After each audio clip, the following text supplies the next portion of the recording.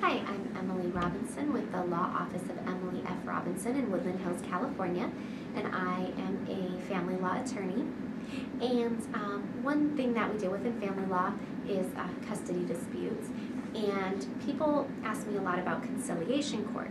Conciliation court is a service offered through the courts, and whenever somebody files a motion for custody or visitation, the parties will be ordered to go to conciliation court. And conciliation court is a mediation process where the parties will meet with a mediator and try to work out a custody arrangement prior to going to the courtroom.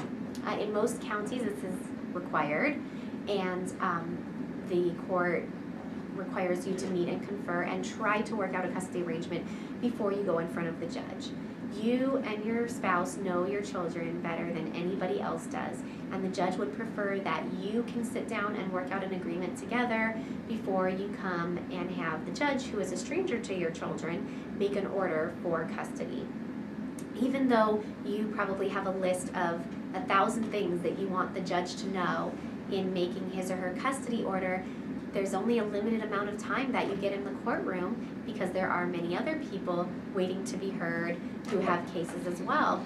And so, the conciliation court gives you an opportunity to go over this list with your spouse and with the mediator, and hopefully be able to work something out, because you don't know if you're going to have time to go over every single issue in front of the judge. So conciliation court, while it is mandatory, it's also a wonderful process that helps a lot of people resolve their custody disputes. If you have any questions on this topic, you can contact me at 818-998-5555 or go to my video blog at www.granadahillsdivorceattorney.com.